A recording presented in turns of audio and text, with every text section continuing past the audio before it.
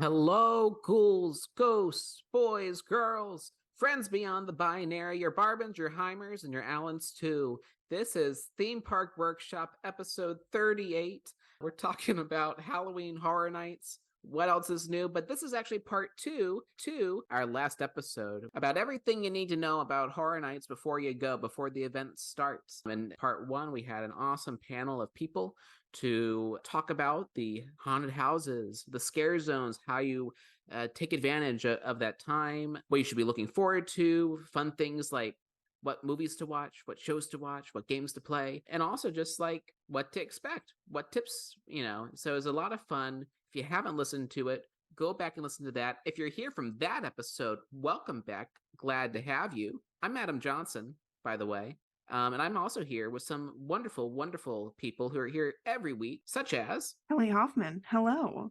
I am here. I am ready to go to Horror Nights and be in the fog. And hi, it's Bella. What's up? I am so excited. I've been making so many bracelets to get ready. I can't wait. Yeah, I love seeing all the bracelets that y'all are coming up with and seeing all the bracelets people are selling on their Etsy's. There's too many to keep track of, but it's going to be the fun part, the community part. And that's one of the many things you can look forward to at Horror Nights. And this is, part two for a Prepisode. So today we're going to talk about other things besides the haunted houses, besides the scare zones. What are some other fun things you can do to get into the Halloween spirit at Universal Orlando Resort during the Halloween Horror Nights time? Maybe it's your first time. What's it like to get in your Brave era? What are some things that you might not know before you walk in? You might want to know everything, and this is a great way to do it. Also, we're going to talk about the game plan. What tickets should you get? Do you need Express? Is Stay and Scream enough? We're going to talk about it and other dark offerings that may come your way. It is one of the strangest tales ever told. I think it will thrill you. It may shock you. It might even horrify you. Welcome to the Dark Fantastic! I'm not a monster, Jake. I'll show you who I am and what I am! Yeah, you love this one. It's a scream, baby. It's showtime. I am your mother! Time to float. I feel like she's not a mistake at all. Like she's better for being different.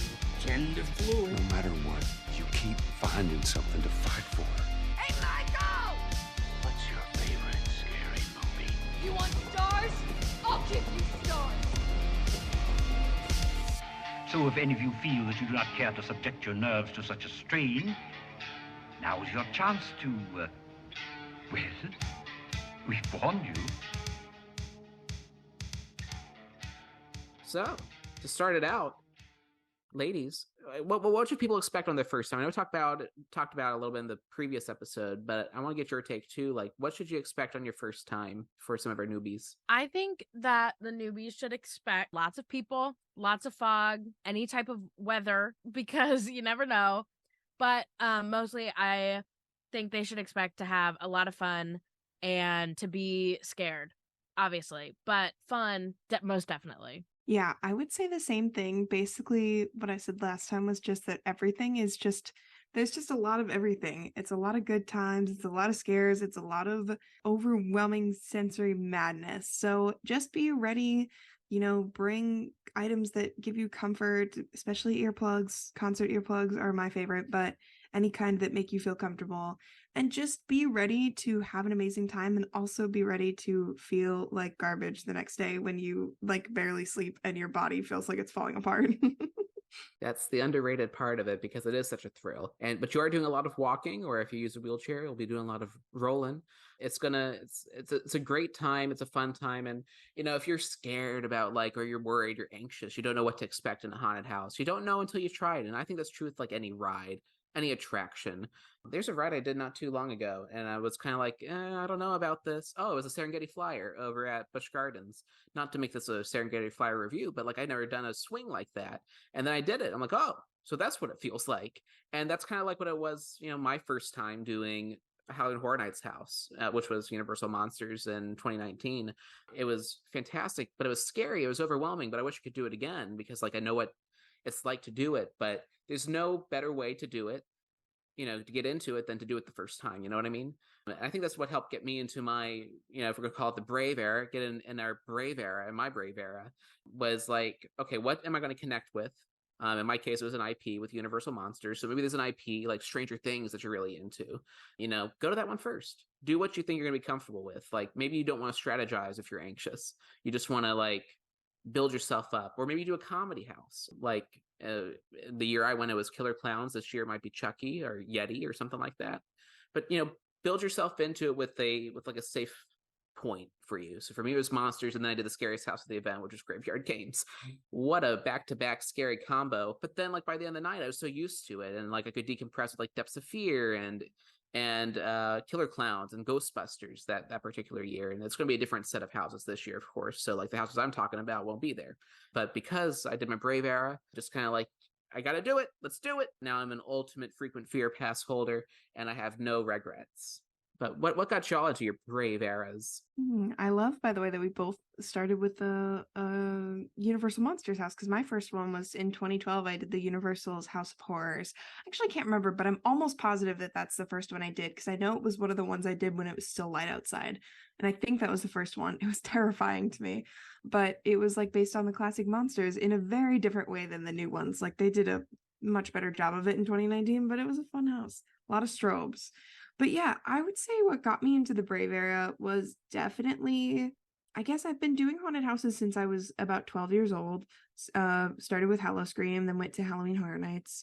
Definitely did not feel brave for a big portion of like going in those haunted houses. But once you do it enough times, you start to get used to the formulas, and you start to see like where those boo holes are and like where certain things are. But I think that when I really got into my brave era of like, I'll go in this house by myself and I'll like, I'll go in the front and things like that, was when I started wearing the concert earplugs, because it just made things like a little less loud. And I know that like I'm personally pretty sensitive to noise. Like I have to wear those if I go to concerts and things like that. That was really what got me into my super brave era. Slay. For years leading up to me finally going, I would watch Tim Tracker's walkthroughs. Tim Tracker mentioned. There we go. I'd watch his walkthroughs over and over and over, even though I was still too scared of the event, because it made it seem less scary. And then I was thinking about going 2 years ago for 30, and I was like, I'm just going to buy a frequent fear just because. And if I hate it, oh well. But I feel like I'm going to love it. So I went scared out of my mind, but I started with Beetlejuice. And I'm really glad I started with Beetlejuice, because it wasn't really scary, even though I was still a little scared, because it was my first time ever going in a haunted house. Like, it was a totally new experience, but I still got scared, but like it made me more comfortable. And then I was eventually able to do what, in my opinion, was one of the scarier houses of the year, Hill House. After 5 times of me having a mental breakdown, it was because I accidentally got pushed into Wicked Growth. I didn't want to do it, but I ended up in the line, like at the front where you're going in. I'm like, okay. So I did it, and I'm like, I'm brave now. I'm gonna go through Hill House, and I did it without crying. So it was great. But definitely watching walkthroughs helped. Like even like the weeks leading up to me going for the first time for 30, I was just constantly watching videos, memorizing where these scares were, so I could anticipate it. Because like that's when I was still looking down in houses. So I'd be holding on my friend and looking down. I'd hear the scare, or I can see it, and then I'd like look up at them. So I was still getting that experience. But I have a bunch of friends and family that are going for the first time. That's what I've been telling them. Just like watch the videos. It'll help you feel more comfortable. And now I'm able to go on opening night and able to look up in the houses without videos. So you got to start somewhere. Yeah, and as you were talking, I thought of 2 things that psychologically helped me too. Number 1, it's all theater. So like if you like going to the theater, if you like seeing plays, if you like seeing musicals, in a way it's kind of the same thing. They're all actors. It's all fake. There's nothing real. I mean, the chainsaws are real, but they got no chain. They don't have the saw part.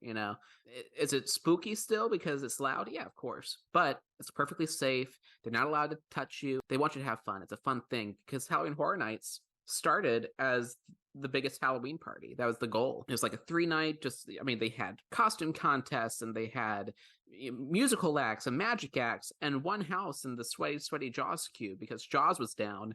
But it was all about the fun, spooky atmosphere.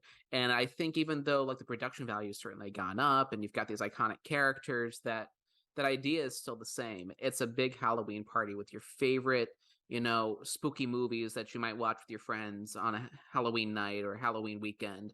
And just in this case, it's Stranger Things, but real, and The Last of Us, but real, and Chucky, but meta and real, and other things. So think of it as theater, think of it as a party. And I think that, is it going to be scary? Yeah, but that's the fun of it. That's why you watch Nightmare on Elm Street with your friends. It's because it's fun and spooky. Yeah, and I feel like definitely the point about thinking of it as it's live theater and it's like a performance helps a lot too. Like, I know I really enjoyed, because I'm one of those people where I get nervous and I'll like talk to the scare actors, or I'll like, you can't really talk that much in a house, but I'm just kind of like, oh, there you are, or oh, hello, like, kind of like panicking. But when you start to think of it like, oh, they're like an actor and they're doing like an amazing job. Like, if they scare me, I'll be like, oh my gosh, that you did great. Or like, I'll like cheer them on, or like blow kisses at characters or wave to them or something, like interacting with them in like a way like that, where you're not like thinking of them as like they're this horrifying monster. It's like, oh, they're a person who's doing an amazing job at their performance. Obviously in a way that doesn't take them out of character or anything, but just like being like having a good time with them, I think helps a lot. Yeah, I'm the same way. Like, if someone like scares me, I'm like, hi. Just like, hi, how you doing? Hey. And I'll like wave. But that, like you said, it kind of makes it fun, because then they'll like interact with you, and then it like makes it not so scary anymore. Like, my favorite interaction I've ever had in a house, it was in Wicked Growth, and the like Grim Reaper that like jumped out of the like cave looking thing, he came and he got right up in my ear and barked at me as I was walking. He was like, and I was laughing the whole rest of the house, because it was only my second time doing that house and I was still a little nervous. So it really, like, sometimes like there's like certain like actors in the house that like make it seem less scary, and it's nice. I like saying hi to them. Honestly, one of my favorite houses to go through, which is a controversial opinion, because as a house it probably wasn't great, and I don't think I ranked it like super high, it was hard for me though, because I had probably the most fun in it, was Beetlejuice, because like the actors were so fun.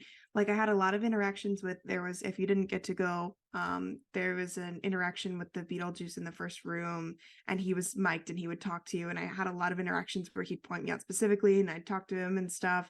And there were a lot of actors in there that I would like blow kisses at or wave to, or like be like, yeah, it's you. And they would like, like interact with me in some kind of way that was like something extra, versus them just like jumping out and like, doing the line and everything. Like, they'd like catch it, or like,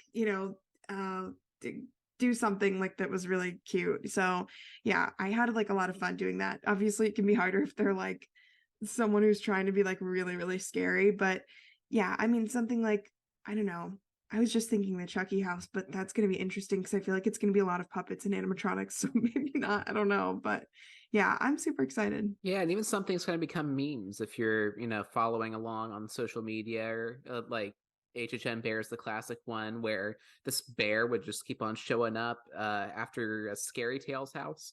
And Scary Tales, for the uninitiated, is their dark, twisted fairy tales series. But yeah, HHN Bear from Goldilocks. Well, he wasn't HHN Bear in Goldilocks, but Papa Bear became HHN Bear.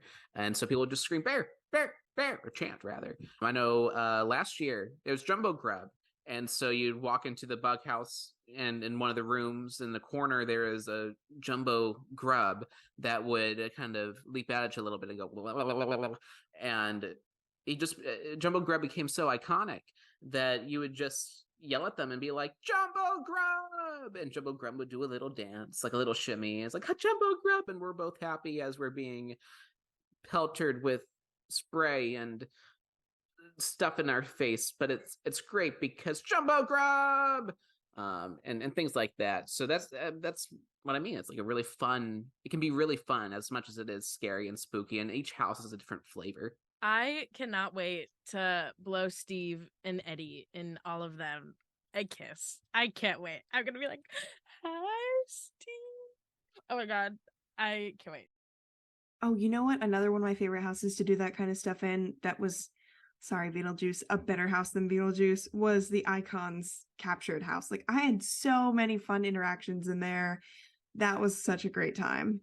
Icons, oh my god. By the last night, because anytime I go through it, I'd give them hand hearts and I'd blow them kisses and I wave, and I would always end up getting the same cast. So by the last night, all of them were giving me hand hearts, and like I was, oh my god, and I was crying. The ushers were crying. I was like, I had so many fun interactions in that house, and I miss it every day. Like, I wish that could be like a permanent house because I had so much fun. I think that's what really like helped me settle into that year, because like it was scary, but it wasn't too bad for me my first year, and like it was just a lot of fun. Ugh. Yeah, I'm so glad you said icons. That made me think of it. It had some of my favorite house triggers too. Also to make the usher cry. Wow, I would have been so honored. No, he was already crying. He was doing his thing, and then he turned around and he was just like, and I was like, and then I started crying. Oh, It was, I was really, that was like the fourth time I did it that night. Like, I spent a lot of time in icons that final week. I loved it. And the zones too, they have scare zones in most parts of the park, but it's also great to people watch. So maybe you don't want to be in the madness as much, but like New York is a perfect scare zone to just stand off to the side and people watch. Even though San Francisco gets really crowded, in this case, it's going to be not Jungle of Doom. It'll be Shipyard 32. It's more cramped, but you can still find a spot to just like observe the chaos and take it all in. If maybe you don't want to go through the thick of it, and you want to observe the thin and thick of it, the thick and thin, the overall thing. But yeah, there's a lot of ways to kind of like, and Sterling Denham, if you follow Cryptoguts on Twitter, he's got a decompression map for Horror Nights. So I think he's going to update that. Go ahead and check that out when it goes up. And I'm sure other people will be doing it too, but I know for sure that Sterling does it. yeah, and I know that they were saying that they probably need to update it maybe a few times. But yeah, definitely check out those kind of things and see what places feel safe and right for you. Definitely like follow the sidewalk trick where you can go off on the sidewalk in scare zones if you don't want to be like right in the thick of it. I have done that before just to get through quicker if it's really, really busy, if I'm trying to get somewhere. But yeah, and also speaking of, we've talked about kind of making friends with scare actors. Scare zones are a great way to do that. There's normally 2 casts, maybe 3. I think it's 2 for a scare zone. I'm pretty sure it's 2. And so you can like make friends. Like I have definitely in 2018, I was friends with so many different actors, and I didn't know them, or anything like that. I have had friends in scare zones, which has been really fun. But yeah, I'm hoping to make some because, when you're there all the time, they do recognize you if you're someone who interacts with them. And it just really adds to the experience, I think, to go, if you're able to get frequent fear, and maybe if it's your first time, maybe you don't want to do that because you are nervous that you're not going to like it, or you're not sure if you want to go a bunch of times.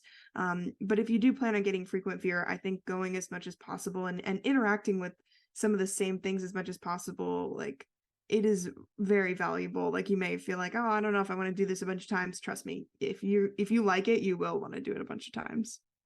Or Totally. you can be like Bella and just grab the frequent fear for your first time.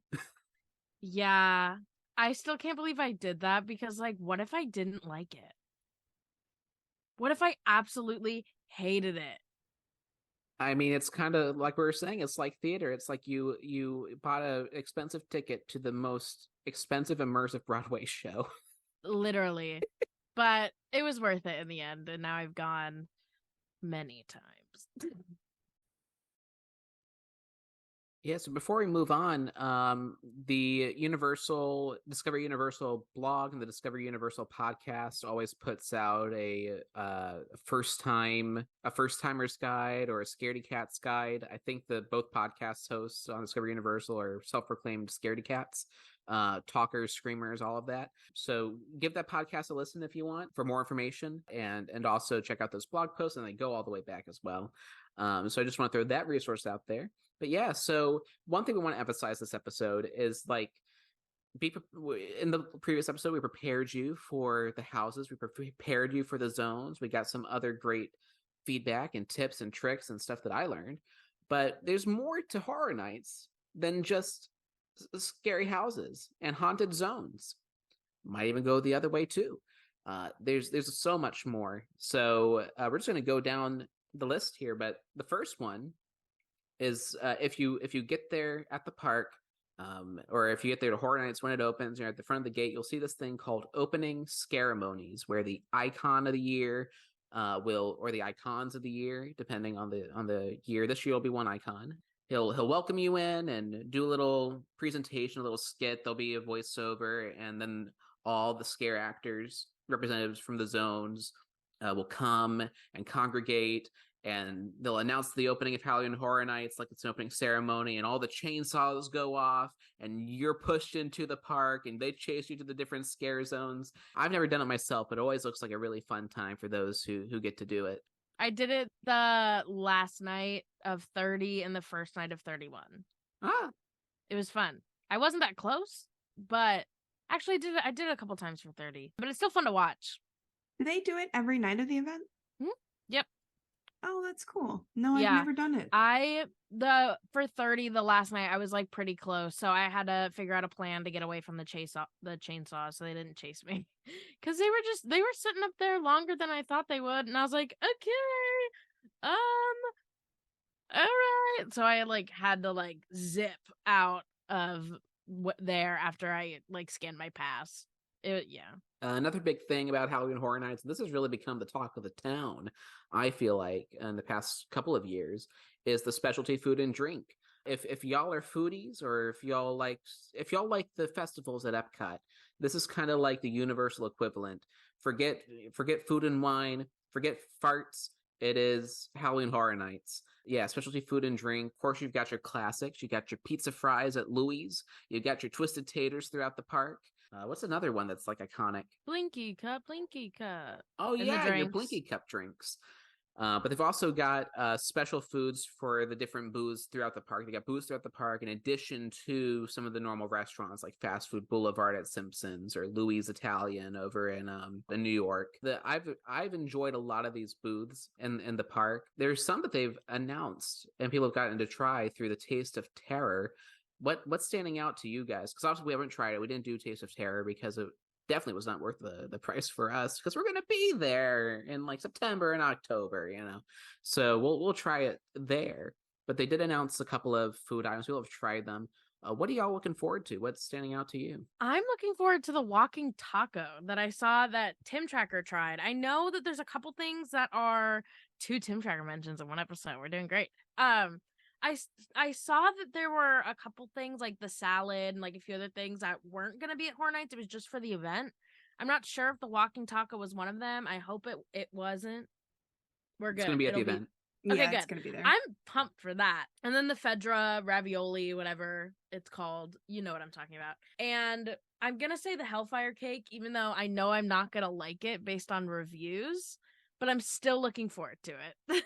I'm excited for both of the things that Bella mentioned, especially like everyone has said the vegan walking taco is like amazing. And the people that I heard that said that are not vegan, and they actually didn't even like one of the other vegan offerings, but which I've heard some people love it though, the poutine. But I'm excited for the bloody poutine, which is the non-vegan option, although I'll try both of them because I love poutine, love fries, gravy, and cheese curds, so I will be eating both of those kinds, but I'm most excited for the bloody one. And then I want to try the fried till the end Nashville chicken. I have had the Nashville hot chicken mac and cheese at Mardi Gras, and it was a lot. It was one of the spiciest things I've ever eaten, but I've heard people talking about this one and saying that it's not that crazy, so I definitely want to try that. But I think those are the 2 things that I'm most excited about. Yeah, for me, the fried to the end chicken, it's looking pretty good. That's the Chucky themed chicken dish, and the reason it's looking good to me is because it reminds me of not the fried zombie brains, but the chicken version that they had last year over in Sting Alley, where the Last of Us booth is going to be this year. Last year was themed to, I'm forgetting the house. It was one of the scary houses, like the Cary houses, the Cary, Ohio houses, and he was a slaughter. Was it Meaty Meats? Meaty Meats, yes, the Meaty Meats area. So they had like fried zombie brains and a rotten princess heart and stuff. But the Nashville hot, which with the addition of Nashville hot instead of the sweet and sour, the Asian inspired sauces that they had last year, I'm down for that. There's some red meat options on here that look delicious, but I probably won't be trying. But the Surfer Boy French Hawaiian, French Italian, no, French Hawaiian French bread pizza. Surfer Boy Hawaiian French bread pizza. That's how it goes. Listen, I've been on record saying, does pineapple belong on pizza? Probably not. Is it good on pizza? Yes. So I'm willing to try that at some point too. They have a vegan option, but there's also the version that has the Spam, pineapple chutney, jalapeno, scallions, and mozzarella. Some folks aren't hot on the whole French bread pizza things. I've had enough school hot lunches to be okay with it. So I can do it. And I'm sure I will try it at some point. French bread pizza, there we go, is really good. I like it more than normal pizza, but I'm excited to try that. I've had pineapple on pizza once and I liked it, so I'm definitely gonna try this. I won't try the Spam one because Spam grosses me out. I know people say it's really good, but it grosses me out, but I'm excited. I hope there's more Stranger Things food options though. I want more. Fun fact, I had Spam for dinner actually, in fried rice. Kevin made it. But I don't know if I'm going to try this one or not because I'm sorry. No, it's okay. I get it. I was afraid to eat it for so long, and it is not good for you, but it is delicious in my opinion. But I might try it just because I love Spam. I'm actually more upset about the French bread than the pineapple. Like, I'm not a big fan of French bread pizza. I wish it was regular pizza, but I understand. So maybe I'll try it, but it's definitely not going to be one of the first things I try. I'm definitely going to go for like the ravioli, the walking taco, the classics that people have been talking about from Taste of Terror. And of course, there are the alcoholic drinks, but they are doing mocktails of select drinks this year as well. So the Surfer Boy Tropical Dream Punch, I know, is one that they have the mocktail version and the cocktail version. I don't think they have a mocktail of this one, but speaking of The Last of Us and my beloved Sting Alley, which I think always has the best food, even though I'm not really looking forward to the ravioli this year, they have the Salt Lake City iced coffee. I'm so willing to try that. It's got brewed coffee, espresso liqueur, rum, vanilla beans, smoked sea salt, and hella smoked bitters. I'm down for that. It sounds like something I get over at Oga's Cantina. So this will be the first year I try HHN alcohol and get my Blinky cup because I haven't got my Blinky cup on, and I think Last of Us and coffee is going to be the thing that gets me there. Hey, it's a long night. You need some coffee. It kind of sounds like an espresso martini, except with rum, and I'm a rum girly. So I'm excited. I'm excited to finally drink at Horror Nights. So I will be trying all of these drinks. And I really like that the Stranger Things one is the one that they decided to make a mocktail of, because I know a lot of like younger kids, younger people are going to be going for Stranger Things, like my brother. And I'm sure they're going to want anything related to Stranger Things. So it makes sense. I'm just kind of bitter because now I'm 21 and all last year I was just begging for mocktails, begging Horror Nights to make a mocktail. And now that I can drink legally, I mean, I can still get the I can still get the mocktail, but it's not as exciting, you know?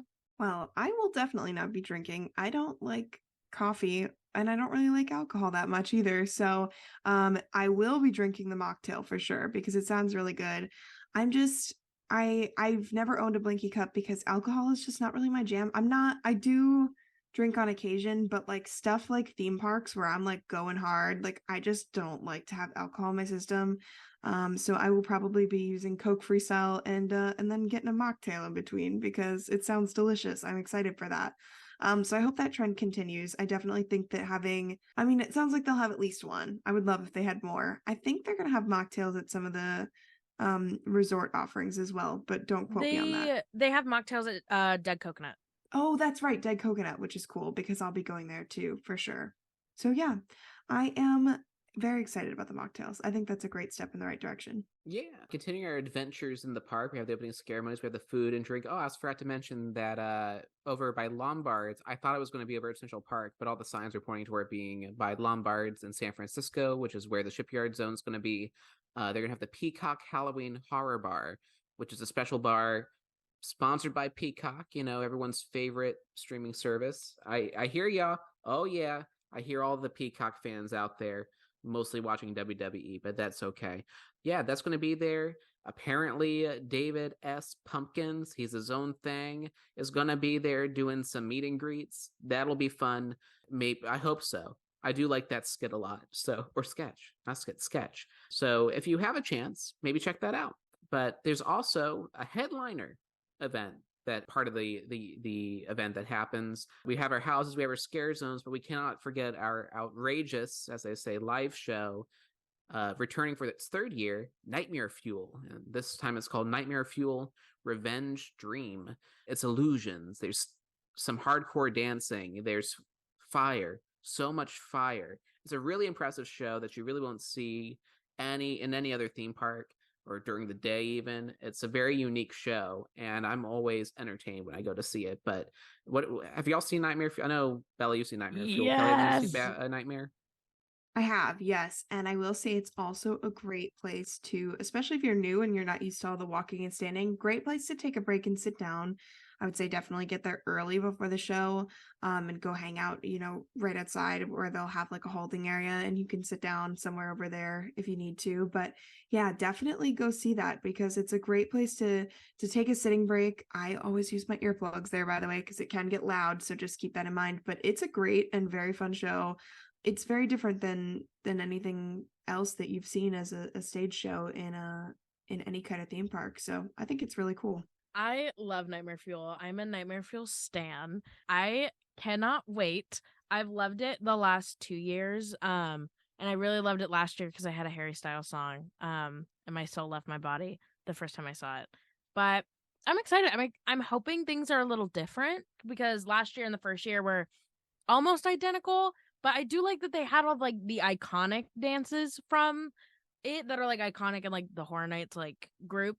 So I'm hoping those are there. I love it. It's so fun. It's a really fun show to photograph too. It's hard, but it's fun. I can't wait. And I'll also say this too, like, I'm so impressed by the dancing and the spectacle and everything about it. Like, I've seen it every year. But even though it is a mature event, they do recommend the event for like 13 and up. So kind of marketing as like a PG-13 kind of thing. This show does steer a bit more adult. If that's something you're worried about, maybe watch a clip online if you're going with your teenagers, but still your younger parts of your family. I recommend it. I think it's a lot of fun and really impressive. But I don't want you to get like a jump scare when they start dancing. Like, oh. Okay. My favorite part about seeing Nightmare Fuel is watching all the kids leave about 5 minutes in.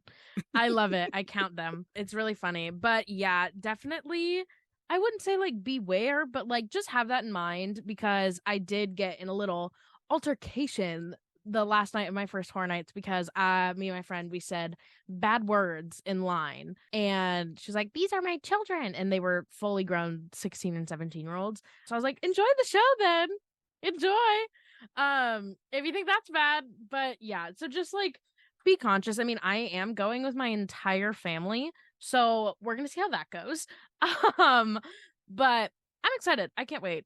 I also think it's worth noting that in general for the event, like they recommend 13 and up with Universal, but just keep in mind there's going to be a lot of adult stuff at the event, in the houses, in the shows, in the zones. Like a lot of the stuff that you see covered up in the parks right now is probably because there's inappropriate stuff behind it, whether it's gore or what have you.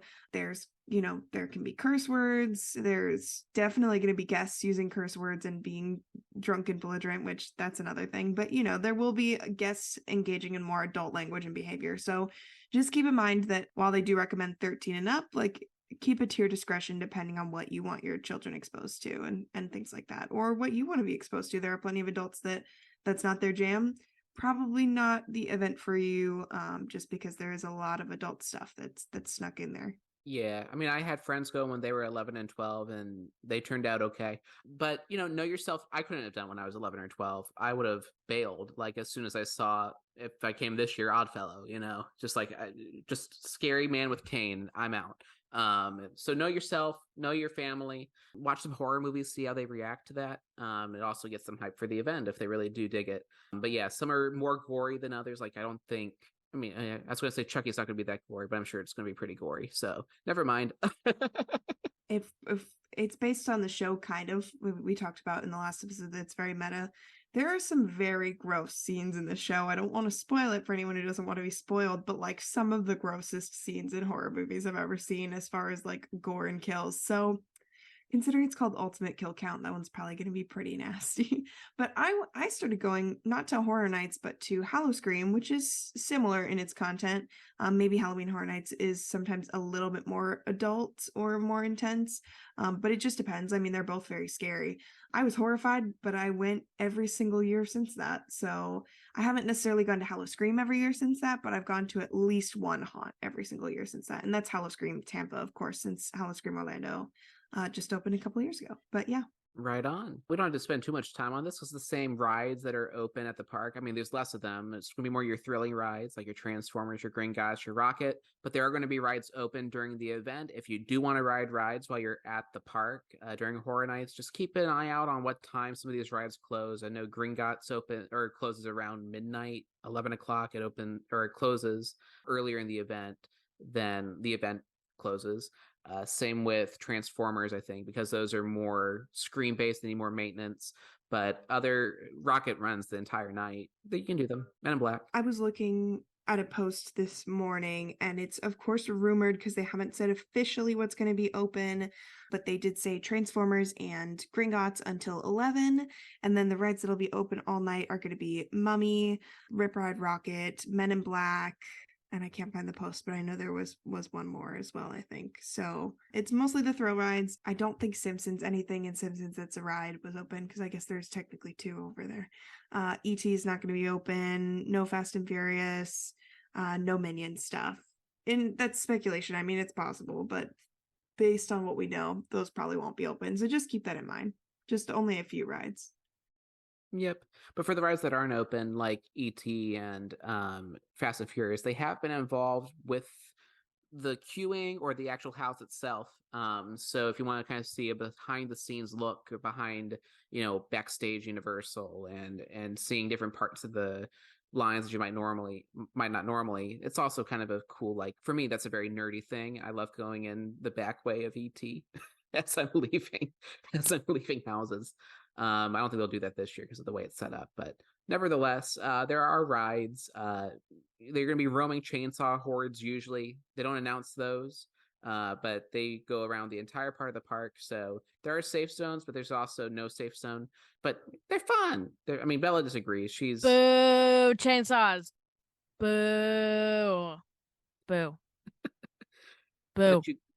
But you can't forget, you have to make this a part of your night, is the Tribute Store and the merch. Every year they just go all out on both of them, really. Like the merch, I think the first year I might not have gotten any merch, but every year since I've gotten a t-shirt, or I've gotten a mug or a coaster or a magnet, because they always have some fun stuff. And this year's no exception. The Tribute Store is a great thing that they do. It's a special store that's only open for the months of the event, September, October, November, because the event goes until November. And they deck it out in a special theme. So this year it's themed to a comic book store in New York, but it's like a horror comic that you walk through. It's going to be awesome. I've not been unimpressed by a HHN Tribute Store yet. Do we think there's going to be a Stranger Things room? There usually is. There's usually rooms themed to each. To the big IPs. Sorry, I was my desk converts standing, and I switched to standing, and I was just slowly rising in the screen. So I clarified that I was standing. Anyway, I hope that the Stranger Things room is like what they did the first couple of times, because I want to see that big thing, that the Mind Flayer that everyone was freaking out about, and how amazing it was, and how, oh my god. It probably won't be a Mind Flayer, unfortunately. Well, no, I know, but like I want them to go ham, and I know they will. But my favorite thing at the Tribute Store is to always wait like the last week of the event, and then everything is on sale. It's probably going to be hard to get some of the IP stuff this year the last couple weeks, so I'm planning on buying a lot of it the first couple weekends. But I always go through and I pick up things I didn't get the chance to get, because I think last year I got like 4 t-shirts for like $20. And your past discount stacks. So it's nice. That's what I always do. But if you don't want to take time away from the houses or the scare zones, you don't want to use it. I mean, it's not a really good decompression zone because it does get pretty crowded during the event. It is open all day. So if you have a day ticket or you're doing the stay and scream and you want to stop in there at 3 o'clock when you're allowed in, by all means, take advantage of that time because, you know, as the night goes on, it'll probably get harder to go in there. But if you wait until the end of the event, you know, like October, November, things do go discounted. So be aware of that. Wait, so is the tribute store going to be like open before the event starts the first night? Yeah. So because I'm getting there at a crazy early time, I might do that beforehand and then not really a lot of people will be there and I can take all my pictures. I can, because they have a lot of photo spots in the tribute stores or things that aren't really photo spots, but I make them photo spots. And then you can get your merch without it being crazy, absolutely bonkers, and then you can get a little treat while you go to Stay and Scream, and then, you know, that's what I'm gonna do. Yeah, last year I went like during the day with a friend who does not do horror nights, and I made her go in there, and she was terrified. And I was like, there's nobody in there because just so you know, there are no scare actors in the tribute store, and I sincerely doubt they're going to change that now. So there should be no scare actors.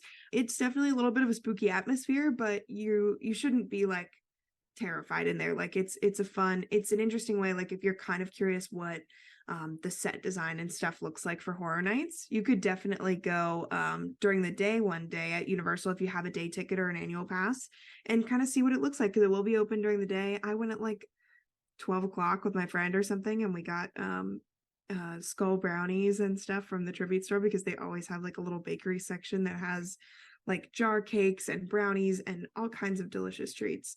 So yeah, go ahead and check that out if you're not sure if you're gonna like it or not. Kind of see what the atmosphere will be like when it's a little bit like less spooky and, you know, no scary people in there, or at least no scare actors in there.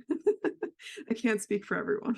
Yeah. Oh, and you also get a big whiff of the HHN fog when you go to the tribute store all day, every day. It's so good. But just to wrap up, the things that you can do in the park during the event that's not houses and zones, there is the interactive app.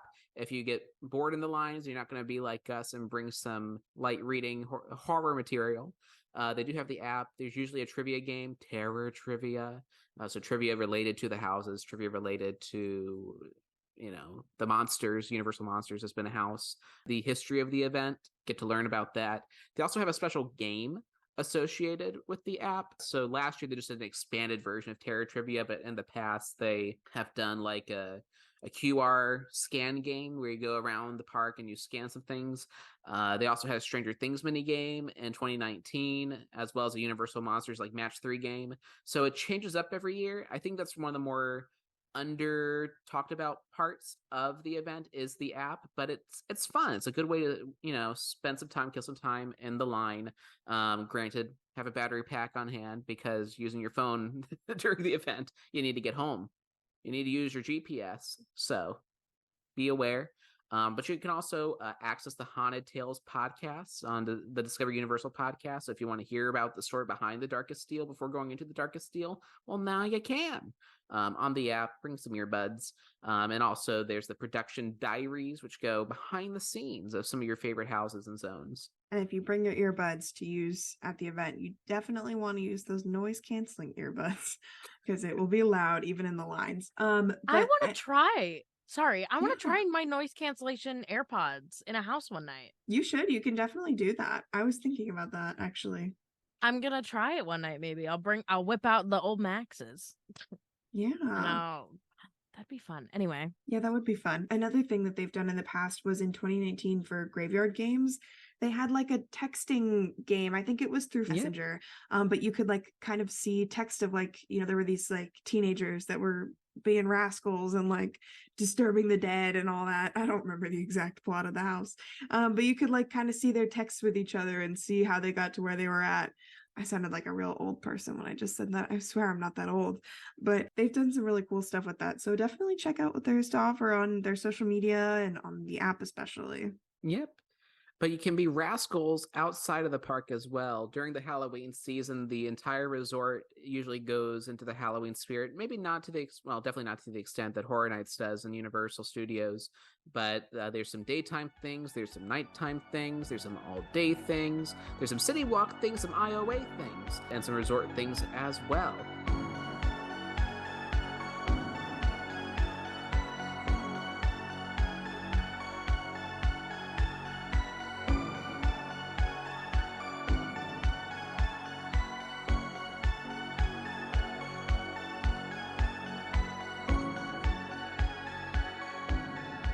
So we're going to talk through those. This one's not confirmed, so we're going to go through it pretty quick, but there is the daytime Scarecrow stalk usually. So if you're taking a weekend trip and Horror Nights is part of it, or you're just going to spend the entire day at the parks, Scarecrow stalk has been a fun thing. You go around and find the different scarecrows around Universal. You get a map, I believe, and you get, so it's a fun little activity that you pay for and you go around. So I did the Christmas version last year, and it was definitely a highlight of holidays. But over at Islands of Adventure, this is confirmed.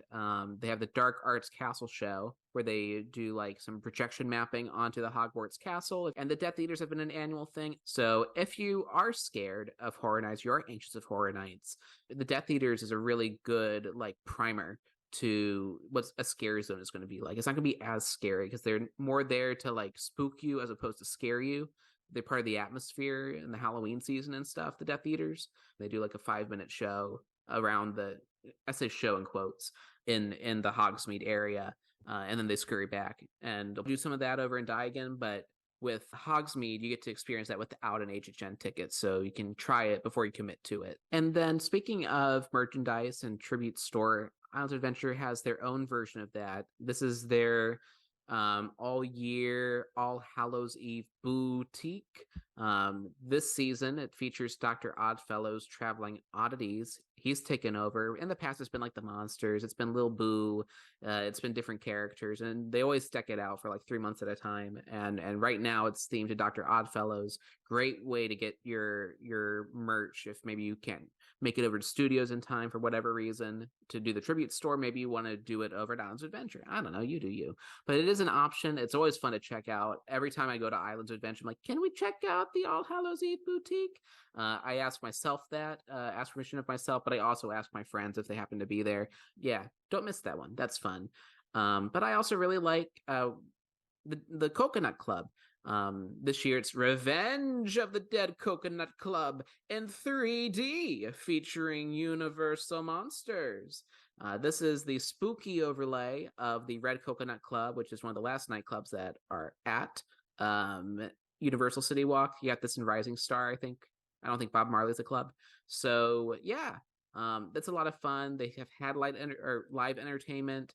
They've had the decorations are just great too. Even if you just like don't really want to drink, you don't want to, get some water, you don't want to sit and watch a little, lounge singer show, which is fantastic. But if you don't want to do that, it's really worth going into for at least 10 minutes and looking around at all the decorations they have in there. That's like as fun as anything that they do at Universal. Yeah, last year I got to meet Dracula and then Bride and Frankenstein. And it was really awesome. I did miss the lounge singers. So I was listening to, like typical, I call it school dance music. But I mean, the vibes were immaculate. So I'm excited. I like the 3D thing. I like where all of the promo and the additional things are going. I like the direction we're heading in. Yeah, this looks like it's going to be a really amazing year all around. I only briefly went into the Dead Coconut Club last year, but I did get to see the lounge singers and they were incredible. I didn't get to see or meet any of the monsters, but that is a plan for this year for myself. So I'm super excited. Of course, they're coming back, as they should. But I'm very excited to do that. Some of the nights maybe before I go into the event as it's getting dark, because another tip we didn't really bring up, I think, is that, maybe we did last episode, but definitely like wear sunglasses and be aware that like your eyes are going to take a while to adjust. So if you're going in a super, super dark house, like The Exorcist probably will be, maybe the Campground's Yeti house, that's not the name of it. Campground Kills, Yeti Campground Kills. Thank you. But yeah, so some of those houses that are going to be a little bit more dark, either just be aware that you might be able to not see that well, or get there a little bit later if you have frequent fear and you're trying to go later in the day, or if you have express, you don't necessarily have to get there right in the day, which we'll talk about express a little bit later. But yeah, if you're just chilling, I feel like this is a good place to hang out for a little bit, let your eyes get used to the dark as it gets darker outside, and then you can go in all those spooky houses. Yeah, and I also want to say that the Dead Coconut Club is family friendly. They do advertise this as a family-friendly offering. Of course, they have mocktails, cocktails, live entertainment, but they do transition into the Red Coconut Club, so your normal nighttime club experience at around 10:30. So if you do want to do the Dead Coconut Club experience, do that between like 5 and 10 if it is open. Sometimes it is closed for private events. So if that is something you're interested in and you want it specifically for the spooky stuff, for the Halloween party stuff, definitely try to go in that window of 5 to 10.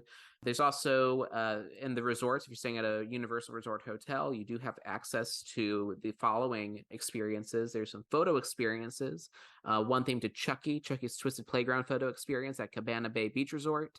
So if you're a Chucky fan, I mean, you kind of gotta. And then the Universal Monsters Gallery of Legends photo experience comes back for the second or third year. And that's at the other hotels. So there's Cabana Bay, that's Chucky. Then Cabana Bay, if you're curious, that's the one by Volcano Bay. But at the other resorts, that's where you'll find Universal Monster photo experiences. And then at all 8 Universal hotels, you'll have some specialty Halloween cocktails. I don't think they said what those are, but they have the spooky Swizzle Lounge at Cabana Bay. That's kind of the headliner, but they also have the spooky Sunset Lounge at Endless Summer Resort Dockside Inn and Suites. Yeah, I've never done these, but if you do, if you're staying at the resort and you want some Halloween, pre-gaming, yeah, these sound like a lot of fun. I'm so sad that the Stranger Things one isn't coming back, because I remember seeing pictures and videos of it. And it looked so awesome, at like literally what my Zoom background is with the Christmas lights. But I'm really excited. I'm staying at Cabana Bay, and I cannot wait. I can't wait to go see Little Boo with his hair at the Swizzle Lounge. It looks so cute. I can't wait. I've been so jealous of people that go. So now I can do it. I can't wait. I also didn't know about the Universal Monsters one. We'll be making a trip over to the other resort. Yeah, I'm excited because at the end of September, I'm going with some family and I'm staying at Endless Summer. So if you are staying at any of the Universal hotels, you do have access to that Chucky Twisted Playground. Just keep in mind, if you use any of the things that are, like, I know the Swizzle Lounge is open to all guests that enter the hotel, whether you are a hotel guest or not, or at least it has been in the past. With the Chucky's Twisted Playground, you do have to have a hotel key card and proof that you're staying there. I guess that is the proof that you're staying there, I guess is what I meant. But I think hotel key card is usually what they're looking for. And each person in your party has to have one. So you can't really just tag along with a friend. You really have to be staying there or have some kind of hotel key card. So just keep that in mind, that they will be checking that. Same goes for the hotel entrance for Horror Nights, which is really awesome, especially if you don't have a daytime ticket and you don't want to pay for the Scream early. If you're already planning, or if you want to plan to stay on property, that's a great entrance to go in, because it's basically a Stay and Scream holding area, and it is right in the front there, where you'll be over by like where Stranger Things is rumored to be, and those other front houses. And you'll also be able to, if you get there early enough, you can watch opening ceremonies. It'll literally be like right in front of you, which is cool because you're right on the street there. So I did that last year, and it was awesome. Or 2 years ago, actually, because last year I only went once and I didn't stay in a hotel. But 2 years ago I did that, and it was amazing. So highly recommend that as a Stay and Scream area if you are staying in a hotel, which is what I'll be doing for sure. Right on. So those are some things you can do in the park. Those are some things you can do throughout the resort. Whatever you can do, whatever you're able to do, it's always a great time, especially if you want to get in the Halloween spirit, which I always do. I have Halloween playlists playing all year, so for sure. But now that you've heard about what Horror Nights is like, you should probably get your ticket. So here's the tickets and passes that they're offering. The single night ticket will run you between $80 to $120, depending on when you go. The Rush of Fear pass lasts the first couple of weeks of September. So it's all September except the last week/weekend of September, specifically the 1st to the 24th. That's $180 definitely a bargain, especially if you plan to go a lot in September. It'll pay for itself in like 2 trips. The frequent fear, so you might hear frequent fear pass come up. There are different types of that. So frequent fear, regular, normal, standard is the opening. You get the opening weekend, and then every Sunday through Thursday. That's $230 right now. The frequent fear plus is every Sunday through Friday, plus the first and last Saturday. So you don't get most Saturdays, but you get the first and the last and every other day. That's $270. And the ultimate frequent fear, hey, that's all night, every night, baby. And that runs you $375. There's also express upgrade options that do increase the price. And we'll get into like, is Express right for you? Is it right for us? That kind of thing in a moment here. But those are your options. I ran through them pretty quickly. So I would go to the Universal website to determine what's right for you. The single nights, they do change depending on the night. But the frequent fears, they like mini annual passes. There's seasonal passes. Actually, before we get into the Express, Stay and Scream, there's also other dark offerings they offer. But they do have the RIP tours, which is kind of like Super Express. There's a nighttime tour through all the houses and the zones with rest stops, including drinks in the Falcony, which is the balcony on 30 Rock, with the Jimmy Fallon ride. You don't get to ride Jimmy Fallon, but you get to, rest your feet and drink some drinks and eat some foods. That's worth it for a lot of people. You do get some background on all of the houses and the zones as you're going into it. So if you're only going one night, but you really care about all the lore and you want to make sure you hit all of it and it's in your price range, that could be worth it. I know a lot of people speak highly of that. Then the Unmasking the Horror tour. This is the behind the scenes tour. It takes place during the daytime because you can't really see behind the scenes while it's going on. So during the daytime, it's a lights on behind the scenes tour. You can take pictures in 3 of the 10 houses or 6 of the 10 houses. Exorcist will not be featured this year in the behind the scenes tour. For more information, of course, go onto the website. The prices change. It's more expensive if you do a 6th house. There's also peak days. The 6th house is running low as far as availability, and I'm sure the 3 house tour is going to start making its way there soon. But that's something you can do. And I also like to say, because Universal wants to say it, you get 6 months of Peacock with your purchase to Halloween Horror Nights, the $1 billion loss of a streaming service that has the WWE network. You get 6 months of that. Yeah. So, speaking of Express and Stay and Scream, we've mentioned it throughout this episode. If you don't know, Express is your fast pass. It gets you in the shorter line, the express line, into the houses and the attractions. It is an extra cost that does come. You can get the upgrade option, so you can go through. If you have a frequent fear pass or a rush of fear pass, you can go every night that you go with 1 express per house. You can also buy express separately when you're there or ahead of time if you're going one night. But it functions the same way it does for one of the rides during the day. That's what express is. But we've also mentioned Stay and Scream, and the reason I mentioned them together is because what's right for you. Stay and Scream is where you get into the park early, and you can stay in the park as it's setting up for Horror Nights, and then you get to go in the houses before the event officially opens, a few minutes before the event officially opens. If you're a pass holder, if you have a daytime ticket, you get right in. But if you can also buy the $40 Scream early ticket on the night you're going, or the nights you're going, if you want to do that. And you can get in at 3:00. The only rule is you have to be in the park before 5 to get into your Stay and Scream zone. There are different Stay and Scream spots. My personal favorite is the San Francisco one in Richter's. That's been a regular. There's also the Central Park Stay and Scream or / Springfield Stay and Scream that goes and has typically gone into the parade warehouses. So in the past, it's where you'd go in through Kids Zone. This year, it's probably going to be like where the parade comes in, or towards the back. Those back houses is what I'm trying to say. Those back houses is where Central Park usually goes. You can also Stay and Scream. Last year they did a unique one over where the old Blue Man Group was, or by the Rocket Q, or by Despicable Me. Those have been Stay and Screams, and I feel like New York, boy, the biggest one, the New York Stay and Scream area. Which gets you into, that splits off into like subsections, but you can get into those houses as well. You can get access to the food areas, the drinks, if they're, that are open. and you get to line up early. So I think it's worth it. I know I did Stay and Scream last year in the Richter's, which is the burger joint that they have there, but in San Francisco. I'd go there, chill for 45 minutes, and then I'd start lining up for the Blumhouse house that was in Fast and Furious. I'd start lining up for that pretty early and enjoy my food, enjoy my beverage, fill up on my, the freestyle cup, and just go to town, wait maybe 20 minutes at max on that particular house. It is a strategical thing, but if you say you want to do Stranger Things first thing in the day, you can do that.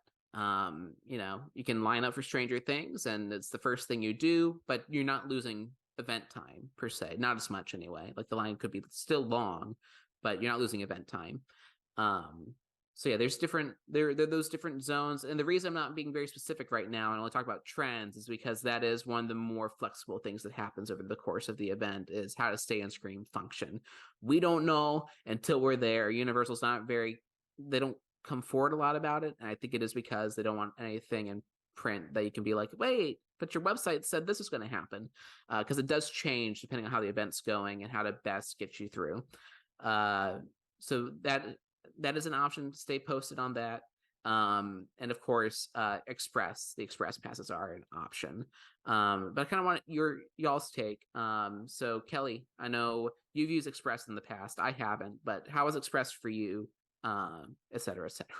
So I am definitely a firm believer in Express, and it does depend on your needs. So I'll kind of go into it because I've done both throughout the years. So when I lived in Orlando, I never used Express. Well, that's not true. Okay, wait. Yeah, that is true. Actually, when I lived in Orlando, I never used Express. When I went before that in 2012, I used Express. It was the first time I'd ever gone. We went early, and everything like that. I'm not sure if we did Stay and Scream. I just know that we were there very early, and it was very bright outside. So I'm not sure exactly what they were doing back then with that, but I did Express that time and it was great. I think if you're going only once and you definitely want to go in every single house, especially if you're going on a weekend, like maybe a Friday or Saturday, you're going to want to get Express if you can afford it, because I think it also depends financially what you can do. Don't go outside of your means, I say, as I did for Express this year. Not literally, but it's very expensive. So it depends. When I was living in Orlando and I could just come over, for a couple hours and then drive only 30 minutes or so home, I didn't get Express, and I would go on every day of the week I could. Wednesdays, Thursdays. I think I actually had the regular frequent fear, where you can't go Fridays or Saturdays, except for the first and last weekend, which of course I used. So, those times I didn't, and I got to do a lot of stuff, and I did a lot of hanging out in scare zones, which that's why that's my favorite year for scare zones, because that was what I did. And then the last hour of the night, I'd try to do as many things as I could, or 2 hours or whatever, when the lines would start to go down. But maybe some of the more popular houses, I didn't get to do as many times. There was definitely a Stranger Things 1 that year, and I wish I could have done it more because it was a great house and I really enjoyed it. But I would only do it at the very end of the night because I just didn't want to, be in line the whole time that I was there. So if you live very close and you're local and you're planning on going a lot, and especially if you're going to do Stay and Scream, which I have actually never done, I do know that it's a great option to do several houses before they get too long. And I am going to do it this year, mostly because I want to avoid all of those front gate crowds, which is a thing. So just keep that in mind, maybe stay at a hotel or do Stay and Scream if you can.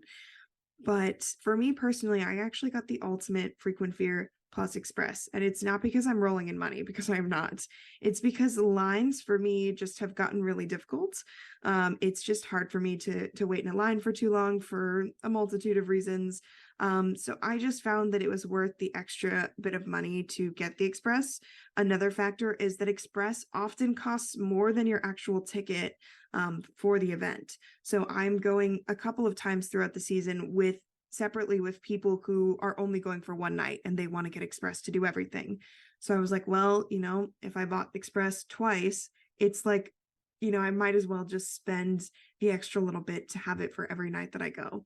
And then it's also I live 2 hours away. So, I can go for 3 hours and hit a bunch of houses, maybe all of them, depending on how busy it is. But that would be hard. I think it would probably be, half or whatever. But I've gone for nights where I went for 2 hours. I hit at least 4 houses, and then I just got to go home or go back to my hotel or what have you. So It depends. For me, it's a must-have, but that's based on my extreme love of Horror Nights plus my extreme aversion to standing in long lines. So it's up to you. I think it's definitely worth the money if you can afford it, but it's also very, very expensive. It makes the ultimate go from like 300 something to almost 1,000. So it is a huge difference. But I mean, if you're going to be going enough to make it worth it, which is certainly my plan, then I think it's worth setting aside some money for. Yeah, I'm getting the ultimate frequent fear, not with Express, just because I also live 2 hours away and I know I'm gonna go as much as I can. So and that's always worth it for me. I mean, when I've lived in Orlando the past 2 years I've gone, I was there most event days that I had. With the first year I got frequent fear standard, and then I got frequent fear plus last year. And I went most event days. So the passes have always been worth it to me.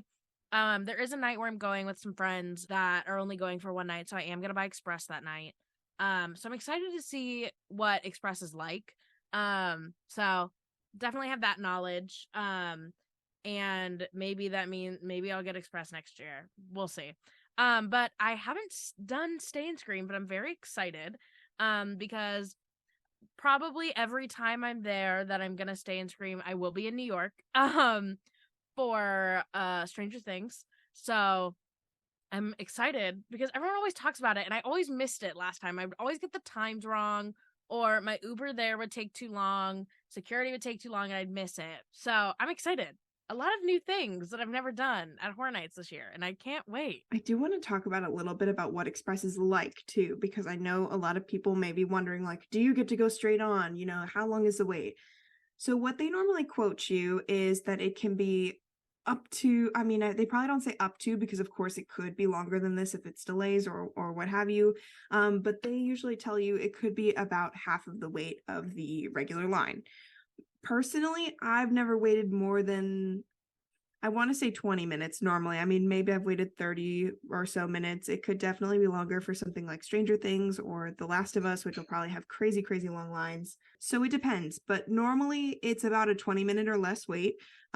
You are going to be standing for a bit, walking a lot because they are long lines. But it's hard to say exactly how long you're going to be in line. So just keep in mind, it'll definitely be significantly shorter. You should be, I've never had any problem, even on Saturdays, which is when I normally go, doing every single house in one night if you want to do that, especially if you're willing to stay like open or close to open to close. Like I was saying earlier, if you are planning to get there a little later, maybe you're like me and you're not a huge fan of crowds. If you got there at like 8 p.m., which is what I did with a friend last year or 2 years ago, you know, you can get there a little bit later and still do everything, but you just get there when it's darker and a little bit less crowded. So just keep in mind that they do quote that. I will say the other day I was in line for Hagrid's and someone asked the person next to them, oh, how long did you wait in the single rider? Because they told us it was the same. It was going to be 70 minutes. And they were like, no, I waited 15 minutes here. So it's like, I feel like it's one of those situations where they might tell you one thing, but they also are trying to be like overly, you know, they don't want people to be upset or disappointed by the wait time. So I've never waited more than about 20 minutes. So if that seems solid for you, do that. If you're like, that's still too long, maybe you want to get the Rip Tour, because Rip Tour does take you straight to the front, which is awesome. And you will be walking around a lot and you'll have a tour guide and things like that. But if your problem is, I don't want to just stand in line, Rip Tour takes you right to the front. I've never done it. Maybe I would do it if I had the money to do so, if I went to California in Hollywood, or if I had the money to do so in Orlando, I would, you know, someday maybe. But I do find Express to be super worth it. Just keep in mind, the longer the wait is for the house itself, more than likely the longer that you're going to be waiting as well. And also another thing to note, I do believe you can get one where it's unlimited, but if you are reading Express, generally what that means is once per house, once per ride. So you can use it one time. Don't think you can just get Express and go through Stranger Things over and over. As nice as that would be, part of the reason they do that is probably so that people don't do that, and it keeps the lines shorter for Express. So that's something to keep in mind. Another thing to keep in mind is that sometimes in the past, depends how busy your night is, but if after I think 11 or later in the evening, you can get Express at a discount. I don't remember if it was 50% off or 40% off. but you do get a pretty significant discount if you get it later in the night. So if you're like, man, I just have not done enough, go talk to somebody at one of the booths throughout the park. They'll have these big signs on it that say, you can buy express here, please buy it, or something along those lines. So you can ask them and see if they have any kind of discounts going on, or what time that would start if they do. Yeah, those are all great tips. Those are all fantastic information. And like, even though I'm going to ring the bell for Stay and Scream, and it's not because I'm trying to be thrifty, it's just a fun experience overall for me. Unless you stay in Central Park and it's a really hot day, that sucks. Like, I know if I had Express, I would have done some of the big houses last year more, like Deadman's Pier and Halloween, because I know I'm not going to be waiting and perhaps be disappointed if I go in during like a cast change or something like that. But I just want to review, because Kelly did remind me in our chat that I did leave a Stay and Scream zone out. So the ones that they usually offer, and that, again, usually stay up to date when the event starts. But there's the one in New York. It's where Revenge of the Mummy is. And that's another thing they have, be aware of, is that they set these gates up around like 3-4 o'clock. So if you're trying to, go from Minion Blast to Gringotts by going the way of New York, if you're a day guest, you're not going to have a fun time doing that, because they're trying to get people out of the park, people into these zones, and as far away from the back of the park as possible. Even Revenge of the Mummy, I know it's posted like 70 minutes at the end of the normal day, and it ended up being like a 10-minute wait for my brother. So, they're trying to just be aware that your traffic flow is going to be a lot different. But there is the New York Scare Zone. So it's got Finnegan's, it's got Louis, it has the Starbucks, as well as whatever drink carts and food options they normally have for the event. That's where I got my zombie brains while waiting for Halloween. And I got to see that Scare Zone be set up, so that's a very cool experience. There's a Central Park / Springfield. It's one entrance, but you can split off if you want. If you just want to wait for the houses early, in this case, I believe it's going to be Last of Us and Monsters. You just want to go straight to the houses, then definitely stick around in Central Park. But you can still go into Springfield, enjoy a Duff beer, or the other thing, the what's it called, Kelly? Your favorite, the Buzz Cola, which is not really advertised this way, but it is a 0 sugar drink. So if you're watching your sugar, you can still have a Buzz Cola, just like me. It's got a cherry kind of flavor, and it is delicious, and you should get one to fuel you with caffeine. And I am not getting paid to say that. I just really like that drink. Shout out to Jonathan Barrier from last episode, because he is like the Buzz Cola connoisseur and was the one that told me about that drink in the first place. And then as I mentioned before, there's the Richter's Stay and Scream, the San Francisco Stay and Scream. So you can go to Richter's Burger Company. I wouldn't recommend it unless you want French fries and some. When I say you wouldn't recommend, I'd recommend the area. I would not recommend the restaurant. The burgers are not good, but the freestyle is where it's at, and the fries are pretty good if you need a snack. You also get Chez Alcatraz is usually open as well. I don't know if they'll have the Peacock Bar open, but it is a possibility, because that's new. And the Today Cafe is the one I forgot. That's usually where you can you're not going to get to a house really quickly. You might be able to beeline it towards the parade warehouses. So Last of Us and Monsters. But really, this is if you want to see the scaremonies from within the park first thing, and you want a good view, when this is available, that might be where you want to go, unless you really like the idea of watching through gates. It's really up to you. And the one that I mentioned earlier, the Blue Man Group one, is where they had the Hellblock House wait. That was for resort guests only. So again, things change every year. Blue Man Group wasn't a thing 2 years ago. It's not even Blue Man Group right now. It's just empty soundstage. So things change. Be aware, but I like it because I can marathon 5 houses at the beginning of my day, or I can do a longer house at the beginning of the day and then have the rest of the night to do anything else. But I'm not going to say that Express is not worth it. It's definitely worth it if it's in your price range. But for those of you who are like stressing out about budget, I would say like $40 Scream early. If you're an annual pass holder, you don't even need that. My mom does it. She just gets a Scream early. She comes in with my brother and I. We are pass holders, so we just marathon a bunch of houses to start, and we can even do rides to start out as well. So there's advantages to both. But I wanted to have this conversation about Express versus Stay and Scream, because they're both really good strategy points. Not so much like it's your first time, like How do you get into it? This is more like, if you want to strategize, here's your 2 ways to lower your weight and just go through the houses more quickly. You can do it at a relaxed pace with Express, or you can do it with the strategic pace with Stay and Scream. I actually have a question. Adam, do you Yeah. happen to know if you have Express, if you're doing Stay and Scream or Scream Early, if you can go through the Express line that early, or if they don't open it up yet? Because I'm just curious. I did see people buzzing their Express passes. Now, that depends on how far back you are in the line. Like when I did Richter's and got into Blumhouse, we were probably like the 20th, 25th person in line, if not further up most of the time. And that means we basically walked into the house. Like, I don't think the mask guy from the Black Phone, I don't think he got time to stretch yet. And we're already walking to the house. It's like, oh, okay. I would not use Express for a 0-minute wait. People were doing it. I wouldn't recommend it. But if you're in like Stranger Things and you're starting to loop back around the Gotham bathrooms behind Louis, and you have Express, you might want to do that because it'll lower your already lowered wait time, and you get to go right into the next house, like Yeti or Exorcist or what have you. Maybe you get to see the backside of the ceremonies. Like there are different ways you can like be advantageous with your time. But yeah, no, Express is definitely something you can still do during the Scream Early, at least in the past, or the Stay and Scream rather, in the past. Okay, I was curious because that is the house I am the most concerned about for Express, because like I said, if a house is a 300-minute wait, which is not unheard of for some of these haunted houses, and that's a lot of standing, by the way, but if it's that long, you still can wait pretty long, like maybe an hour for Express. So I'm just concerned that for most of the night, like things like Stranger Things, maybe The Last of Us, it's hard to say right now, especially with not knowing the exact locations. I mean, we know a lot of the locations just based on maybe drone footage and things like that. And there are unofficial maps this year available as well. You can find those online and on Twitter and everything like that. I don't remember the account name. I think it's Horror Night Nightmares has one. That's like, the spec maps.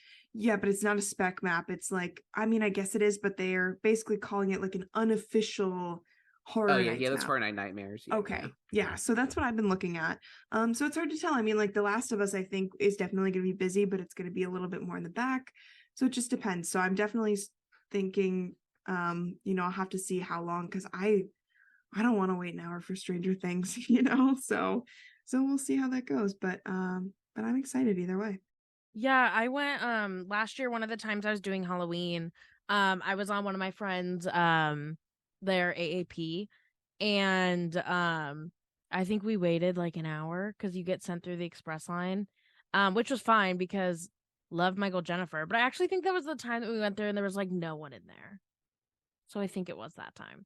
I'm excited to see the differences the night I do get express. But when we were talking about like cast changes and like going through like during a cast change, it made me think of the time that when I was in Wicked Growth, my friends and I went through in the middle of a cast change, and we were in like the kitchen part with the witches, and so both witches were dancing over the cauldron, and it was the coolest thing ever.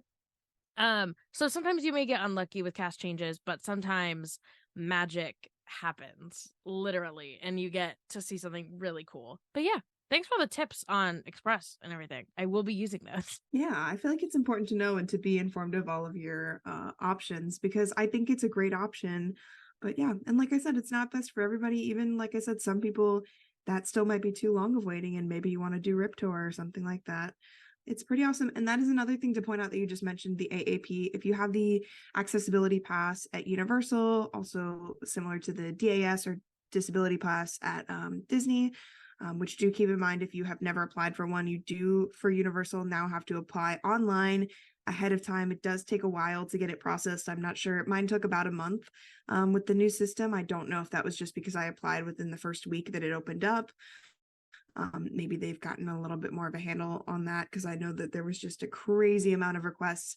But just keep in mind, you do have to upload some sort of documentation explaining what that is, and then you'll get a call from Universal. My call was super smooth and easy, so don't be scared of the call.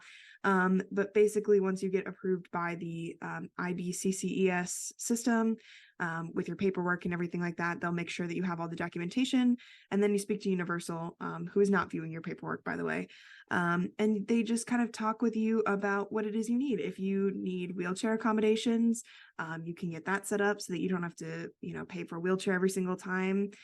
If you need what's called the AAP or Accessibility Pass, that's an option as well, and it does work during horror nights. So you are still waiting in those lines.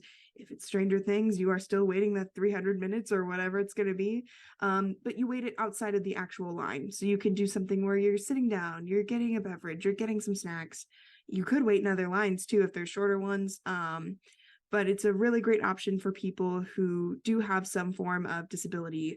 And if you have that documentation that you can submit to them to get approved for that, just keep in mind that that is something that works during horror nights as well, which is an awesome option. And I'm glad they're accessible with that, because it can be tough. But you are still going through that express line if you have the regular AAP. So just keep in mind, like, you might still be waiting for quite a while. So make sure you have the correct accommodations for you. But yeah, some of the wait times are inflated, I'll say that, but you're still taking a chance. Like, your 300-minute wait might actually be just 240. So they are definitely like a barometer. So I'm not going to say ignore it entirely, but yeah, you're still getting an idea that you're going to be waiting a long time. Yeah, anything that's like less than the wait time is better. 90% of the time I've been in line for houses, it's always shorter. And I honestly think most of the time is just walking through some of those queues and those lines, because like getting to Bugs last year, I felt like I was going on like a world trip. Like, it was crazy. But yeah, that 300-minute average wait time for Stranger Things in prior years is daunting, but I'd do it. Maybe not 300, maybe 150 is my limit.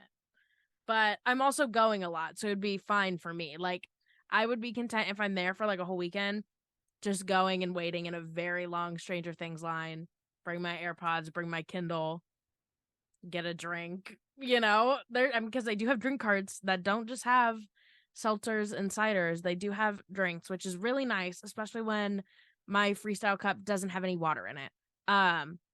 It's been handy. But yeah. Maybe Express is worth it. Hey, I say try Stay and Scream, see what you think. I know. That's what I'm definitely doing most, if not all, of opening weekend. Definitely not the second weekend. I have a lot of things going on that I'm excited for. But you'll find out soon. But yeah, I'm excited to try Stay and Scream. I've been meaning to, like I said, but I'm excited. But listeners, if you do Stay and Scream in New York on the first night, I will be there with probably hundreds of bracelets. I'm already at over 100 now, so I will be there for a very long time with a lot of bracelets. So come say hi, and I'll give you one or more bracelets. I have not decided which Stay and Scream I'm doing, but I'm most likely going to do Stay and Scream on opening night. Maybe I'll be joining Bella in New York, but I might go to one that's a little bit less crowded for opening night, because I know that a lot of people like to go to New York because Finnegan's and Pizza Fries and all of the other good things that's there, plus of course Stranger Things. So I might do one of the less crowded ones, like maybe I'll do Richter's, or maybe I'll do Springfield. We'll see, because my biggest thing is crowds, since I do have the Express Pass. So what I'll be doing is, and this is something that is a nice plug for us, but if you follow us on TikTok and on Instagram, especially Instagram stories, at Theme Park Workshop for both of those. I'm sure Bella will also be posting on the Twitter, which is Workshop TP.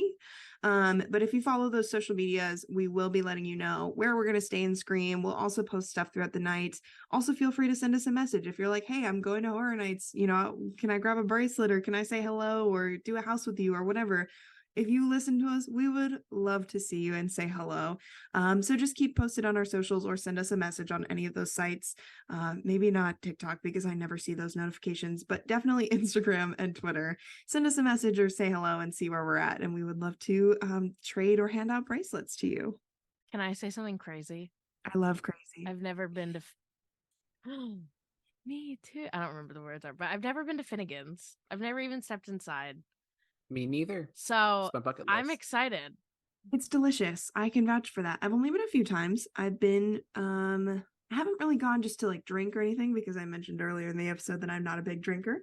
But I've gone there for food and the food is amazing. I can't speak for during Stay and Scream, but I know that during horror nights, it's especially in the beginning of the night, it's not super busy to get table service there, which is awesome because if you're going on a weekend to Universal, it can get pretty busy and you can have a wait. So if you wanted to try it and you either have Express or you have frequent fear or you are like my husband and you get dragged into a house and then realize, oh geez, I need alcohol to get through this. That is exactly what we did.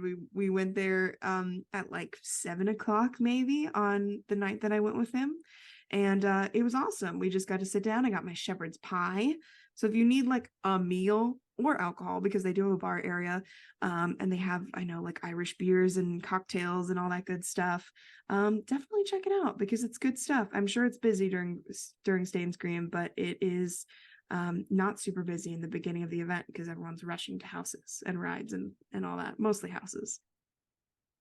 Yeah, I'm excited. All my friends usually get drinks there, and I've just like been on the outside or like I've been inside, I guess, in that little like sitting area at the front.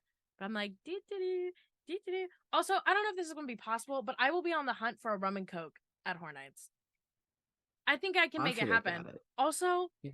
speaking of alcohol, this is so random, but it cracks me up.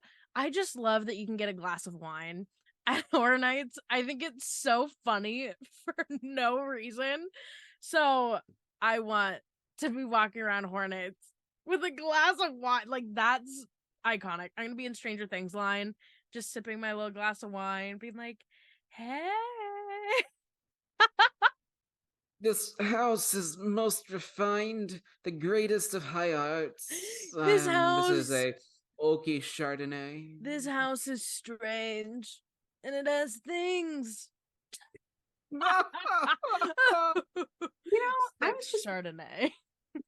I was just trying to figure out. I wonder if there's a and maybe I know that this is a popular place, so maybe people know, but I wonder if there's like a rum and coke drink at Fat Tuesdays because there are. I can go to Fat Tuesdays. Oh my god! That is Fat Tuesdays for the uninitiated is a bar in City Walk. Oh my god! I think there's two of them too. I think there's like a bigger one. That's kind of more upstairs. in the upstairs. Oh Thank you. I didn't even think of that. Oh my god! I know. Oh my god. No, because there's a full bar behind Lombard, so I know I can probably get one there. That's who made me the mocktail. The Peacock Halloween Horror Bar. That too, probably. Yeah. I'm excited. Oh my god, I didn't even realize about Fat Tuesdays. Oh my god. I feel like that's a rite of passage. But like also I'm kind of nervous because all my friends, like whenever we go, they'll stop at Fat Tuesdays and they'll get like a shooter on top and they're like very tipsy before we even get to the arches because you have to finish it. You can't you can't bring it. So, oh my god, my initiation. Oh my god. I feel like it's a great place to go because I know a lot of people love going to Fat Tuesdays before Horror Nights. It's a great place to go if you are early, whether that means before Stay and Scream or before. If you're not doing Stay and Scream, maybe you get there at like 5 or 5:30 and you just have some time to kill before it opens officially at 6:30.